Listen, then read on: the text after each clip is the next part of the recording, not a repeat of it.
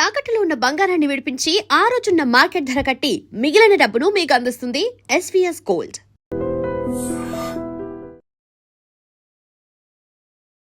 Welcome to I dream media.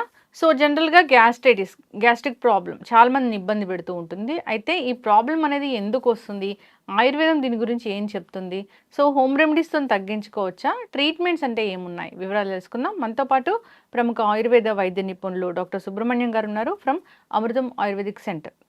Doctor గారు నమస్తే అండి. నమస్తే అమ్మా.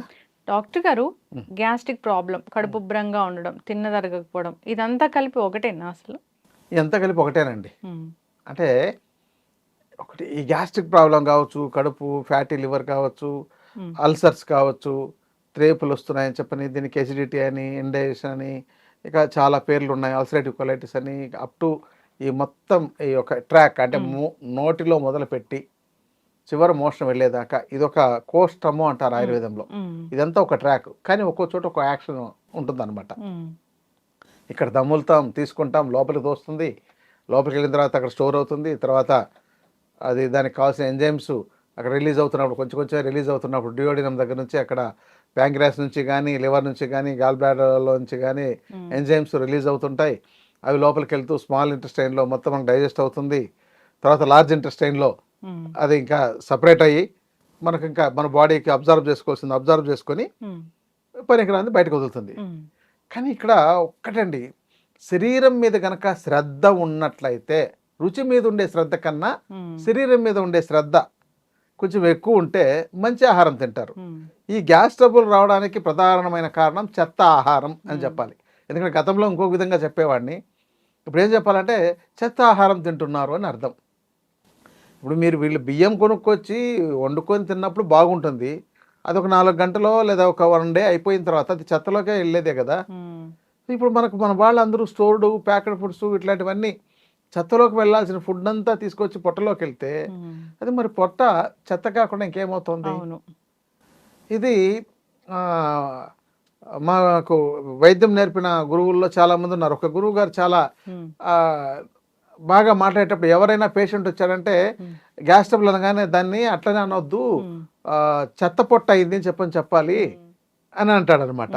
నీ పొట్టలో చెత్త అంతా బాగా పేరుకు చేర్చి పెట్టావు కాబట్టి ముందు ఆ చెత్తను ఎప్పుడు వదిలిస్తావు, ఆ చెత్త వదిలిస్తే గ్యాస్ ట్రబుల్ లేదు, ఎసిడిటీ లేదు, ఇండైజెషన్ లేదు అని అంటారు అని అలా ఆయనకు చెప్పేవాళ్ళు. అంటే సామాన్యులకు మనం ఏదో టెక్నాలజీ చెప్తే అది అర్థం కావట్లేదు. మీకు ఎంజైమ్స్ రిలీజ్ కాలేదు, అబ్జార్బ్స్ కాలేదు, మీకు మ్యూకస్ మెంబ్రైన్లో దెబ్బతినింది, అల్సర్స్ తయారైనాయి, ఇవన్నీ అంతా చెప్తే అవన్నీ అర్థం కాదు. మీ యొక్క పొట్ట చెత్తబుట్ట అయిపోయింది, ఆ చెత్తబుట్ట అంతా శుభ్రంగా తోమి ఖాళీ చేయండి. ఎలా ఖాళీ చేయాలి? ఆహారము, జీవన విధానం. అంటే ఆయన కుకింగ్ స్టైలు, ఈటింగ్ స్టైల్ అనేవాడు అనమాట. కుకింగ్ స్టైల్ కూడా అంతే కదా. ఇప్పుడు కుక్కర్లో పెట్టి అలా 4 విజిల్స్ వచ్చేస్తే దించేస్తుంటే అది సరిగా ఉడికిందో లేదో తెలియదు, అది మన బాడీ కరెక్ట్గా అబ్జర్వ్ చేసుకుంటుందో లేదో తెలియదు. ఇప్పుడంతాను కూడా ఈ యొక్క ఎక్కువ కంబైన్డ్గా ఎక్కువ మందికి వండే వాటిలో అంతా కూడాను దీని ఏమంటారు, గ్యాస్తో కానీ లేకపోతే స్టీమ్ బాయిలింగ్ ఇలాంటివి చేస్తున్నారనమాట.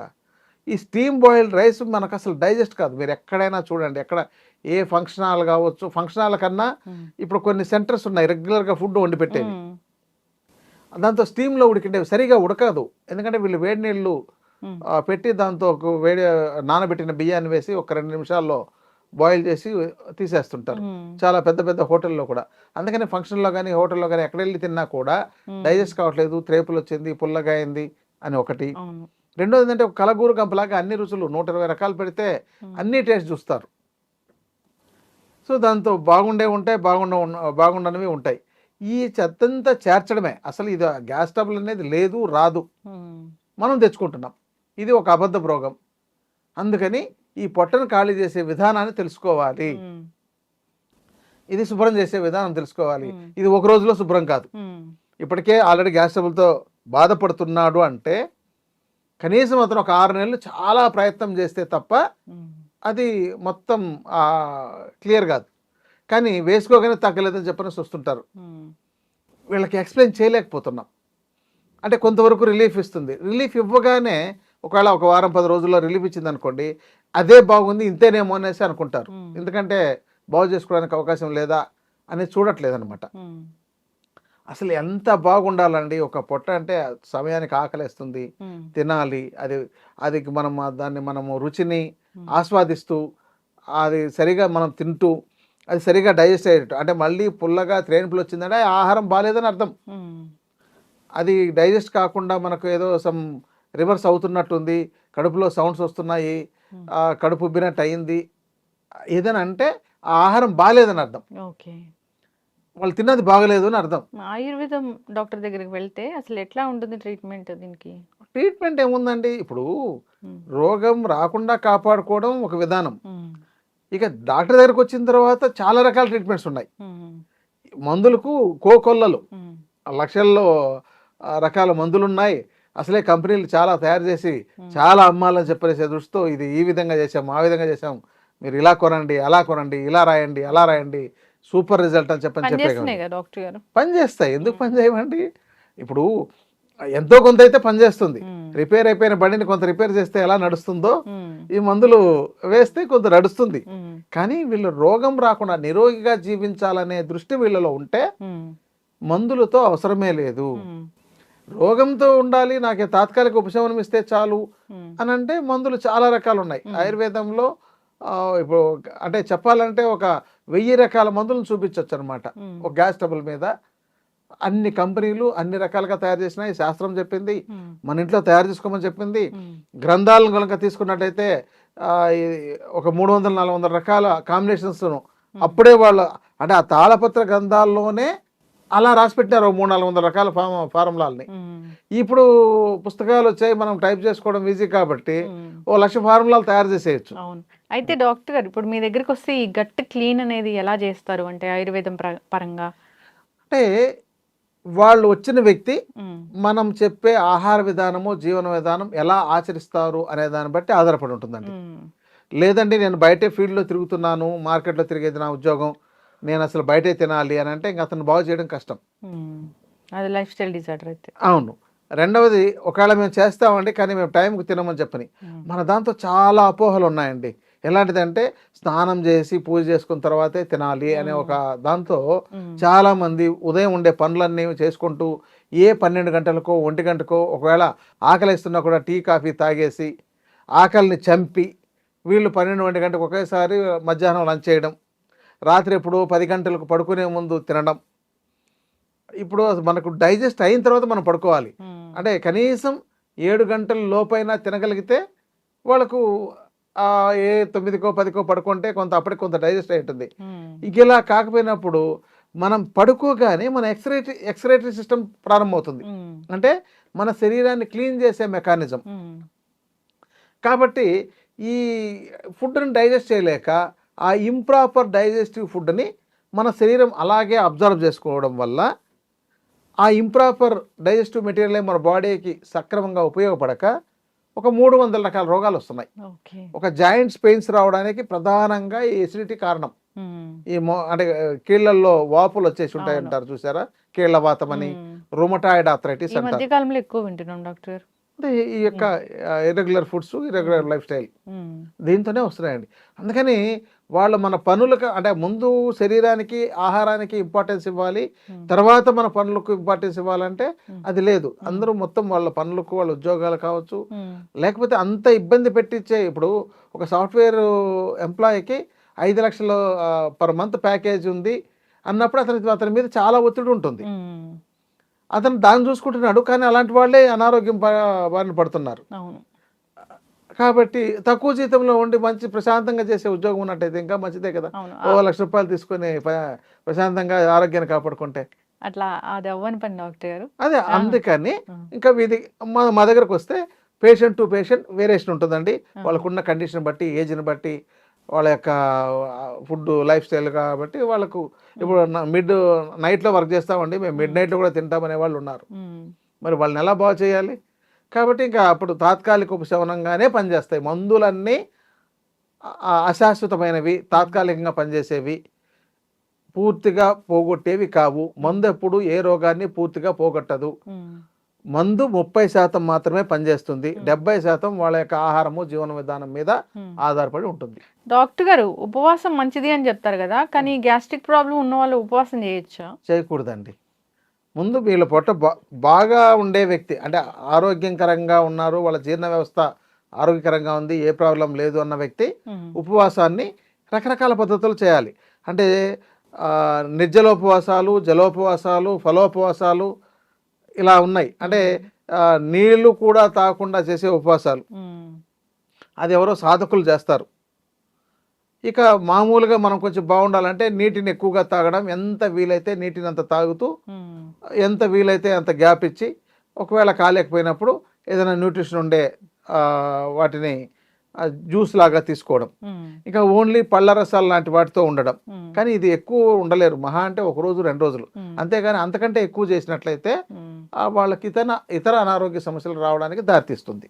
అయితే కొన్ని హోమ్ రెమెడీస్ ఉంటాయి, దానివల్ల కూడా ఈ కడుపు ఉబ్బరం ఇలాంటివి తగ్గిపోతాయి అంటారు. అట్లా 1, 2 ఏమైనా చెప్తారా డాక్టర్? చాలా అద్భుతంగా ఉన్నాయి. ఇప్పుడు మన ఇంట్లో ఉండే స్పైసెస్ అన్నీ కూడా మంచి డైజెషన్ చేసి మనకు ఈ గ్యాస్ ట్రబుల్ని క్లియర్ చేసేవే. అందుకనే వంటిల్లే వైద్యశాల అని చెప్పడం ఇక్కడ. అంటే ఒక జీలకర్ర కషాయం తాగినా కూడా ఫ్రీ అవుతుంది, వాము కషాయం తాగినా ఫ్రీ అవుతుంది. చాలామంది మేము వాము నములుతామండి, అప్పుడు నాకు చాలా బాగా ఫ్రీ అయిపోతుందని చెప్తారు. అంటే ఒకే ఇంగ్రీడియంట్, అంటే ఏకమూలికా వైద్యం అని చెప్తారు దీన్ని. ఏదైనా జీలకర్రతో తీసుకోవడం, లేదంటే వాముతో తీసుకోవడం, లేదా సోంపుతో తీసుకోవడం, శొంఠి, అల్లం రసం నీళ్ళలో కలిపి తాగినా కూడా మంచి డైజెస్ట్ అయ్యి బాగా క్లియర్ అవుతుంది. అల్లం దంచి రసం తీసి పక్కకు పెట్టాలి. అది పైన తేట అంతా వచ్చేస్తుంది, కింద సెడిమెంట్ పేరుకుంటుంది. ఆ తేటను మాత్రమే తీసుకోవాలి, అది వేడి చేయదు. లేదా మొత్తం కలిపి తీసుకున్నట్లయితే వేడి చేస్తుంది. చాలా మంది అల్లం తీసుకోమంటున్నారు కానీ వేడి చేస్తుంది అంటారు. ఆ అల్లం రసంని తేటను మాత్రమే తీసుకున్నట్లయితే ఏ సమస్య ఉండదు. దానిని కూడా కొంచెం అల్లం రసం తీసి దాంతో కొంచెం జీలకర్ర చూర్ణము, కొద్దిగా మిరియాల చూర్ణం కలిపి తీసుకున్నట్లయితే చాలా బాగా పనిచేస్తుంది. లేదా కొంచెం సాల్ట్ కూడా ఉపయోగించవచ్చు, తేనె కలిపి కూడా తీసుకోవచ్చు. ఇది అల్లం రసంతో చికిత్స. ఇక జీలకర్ర చెప్పాము, సోంపు చెప్పాము, మిరియాల చూర్ణం కొంత మోతాదులో ఈ జీలకర్రతో కానీ, వాముతో కానీ, సోంపుతో కానీ, అల్లంతో కానీ. ఇక ఇవేవి కాలేనప్పుడు శొంఠి చూర్ణం, శొంఠి పొడి, అవన్నీ మేము అల్లం రసం మేము ఎక్కడ చేసుకుంటామండి అంటారు. అలాంటప్పుడు శొంఠి పొడి, వీటిని తక్కువ మోతాదులో పొడుల రూపంలో చేసేటప్పుడంతా కూడా తక్కువ మోతాదులో వీలైతే వీటికి అన్నిటికీ తయారు చేసుకుని, అంటే జీలకర్ర, సోంపు, వాము, శొంఠి వీటిని చూర్ణం రూపంలో తయారు చేసుకుని, ఇవి వేడి చేసే గుణాలు ఉంటాయి కాబట్టి దీనికి మనకు చలవ చేసే గుణం మనకు అందుబాటులో ఉండేది ఏంటంటే పటిక బెల్లము, చక్కెర, తాటి బెల్లము, తాటి కలకండ, ఇలాంటి వాటిని. ఇప్పుడు మనం ఇది ఒక చూర్ణం 100 గ్రాములు తయారు చేసుకున్నారనుకోండి, దానిలోకి ఇది ఒక 200 గ్రాములు కలుపుకోవచ్చు అనమాట. దాన్ని అప్పుడప్పుడు చప్పరిస్తుంటే వాళ్ళకి వెంటనే త్రేన్పులు వచ్చేసి ఫ్రీ అవుతుంది. ఇంకోటి చాలా మంది దీంతో ఎంత మోతాదు తీసుకోవాలని అడిగే వాళ్ళు ఉంటారు. కాబట్టి జీలకర్ర, సోంపు సమాన మోతాదు తీసుకోవాలండి. వాము దాంతో సగం తీసుకోవాలి, శొంఠి చూర్ణం కూడా దాంతో సగం తీసుకోవాలి, అంటే 50 గ్రాములు. అక్కడ మిరియాల చూర్ణం అయితే 25 గ్రాములు తీసుకోవాలి, అంటే దానికంటే తక్కువ. ఇలా తీసుకొని చేసుకోవచ్చండి. ఇంకా ఇంగువ కూడా చాలా బాగా పనిచేస్తుంది. ఇంగువ మనం దీంతో కొంచెం ఇంగువ చూర్ణం కూడా కలిపినట్టయితే ఒక 25 గ్రామ్స్ కానీ, లేదంటే 12.5 గ్రామ్స్ మనకు మార్కెట్లో కూడా చూర్ణం రూపంలో దొరుకుతాయి. అది కాకుండా మంచి ముద్దను తీసుకొని నెయ్యిలో వేయించి దాన్ని పొంగించి, అంటే నెయ్యిలో పొంగించడం అంటారు, దాన్ని చేసి, అంటే ఆవు నెయ్యితో తర్వాత దాన్ని చూర్ణం చేసి దీంతో కలుపుకోవచ్చు. కొంతమందికి ఇంగువ స్మెల్ పడదు, నచ్చదంటారు. కాబట్టి వాళ్ళకి నచ్చిన వాటితో ఇలాంటి వాటితో చేసుకోవచ్చు. ఇంకా కొంచెం ఫ్లేవర్ బాగుండాలనుకుంటే ఇలాచీ గింజల్ని, అంటే ఇలాచీలను ఒలిచి గింజలు తీసేసి ఒక 10 గ్రాములు చూర్ణం చేసి దాంతో కలిపితే అది కూడా చాలా బాగుంటుంది. ఇలా ఈ కాంబినేషన్స్ చాలా అండి వాళ్ళ ఇంట్లో హోమ్ రెమెడీగా తయారు చేసుకోవడానికి. ఇప్పుడు ఆయుర్వేదంలో మీ దగ్గరికి ఎవరైనా వస్తే గట్ క్లీన్ చేయడానికి రకరకాల పద్ధతులు చెప్తూ ఉంటారు కదా, ఆయుర్వేదంలో ట్రీట్మెంట్స్ అని ఉంటాయి కదా, అట్లా ఏమైనా ఉంటాయి డాక్టర్? ఉంటాయండి. శోధన చికిత్స అని ఉంటుంది. శోధన చికిత్స అంటే వాళ్ళకి ఏం చేస్తామంటే, ఇలాంటి ప్రాబ్లం ఉండేటప్పుడు ముందు ఇలాంటి చూర్ణాన్ని ఒక 5-6 రోజుల పాటు, లేదంటే ట్యాబ్లెట్ రూపంలో ఉండే వాటిని ఇస్తాం. అంటే వాళ్ళకి కొంచెం అగ్ని వృద్ధి అవ్వడానికి, అంటే అగ్ని క్షీణం అయిపోయింటుంది, ఇక్కడ అగ్నిక్షయం జరిగి ఉంటుంది. అందుకని వాళ్ళకి కొంచెం పెరగడానికి ఇప్పుడు చిత్రమూలం అని ఉంటుంది. ఆ ప్లాంట్ ఎలాంటిదంటే మనము అది దాని ఆ చెట్టును తవ్వి దాని వేరుని చేతిలో పట్టుకొని ఒక గంట ఉన్నామనుకోండి, ఆ తర్వాత మన చెయ్యి బొబ్బలు వచ్చేస్తాయి. ఓ చిత్రమూలం. అంతటి అంటే దాంతో ఎర్ర చిత్రమూలం అని ఉంటుంది. తెల్ల చిత్రమూలము, నీలి చిత్రమూలము, ఎర్ర చిత్రమూలము. ఎర్ర చిత్రమూలానికి అంత పవర్ ఉంటుంది, అంటే అంత అగ్ని దాంతో ఉందన్నమాట. అంటే అట్లని మనకేమి కాలినట్టు తెలియదు, మచ్చ పడిపోతుంది బొబ్బలు వచ్చేసినట్టు. ఆ తర్వాత ఎప్పుడు మనకు 2వ రోజో 3వ రోజో నొప్పి మంట తెలుస్తుంది. ఇంత ఇప్పుడు అది మేము చిత్రకాది వటిన్ టాబ్లెట్ ఈ బాగా వీక్గా ఉండే వాళ్ళకి, కొంతమందికి అది అంత పవర్ఫుల్ ఇస్తే మంట వచ్చే అవకాశం కూడా ఉంటుంది, ఎందుకంటే అల్సర్స్ కూడా తయారై ఉంటాయి కదా అలాంటి వాళ్ళకు.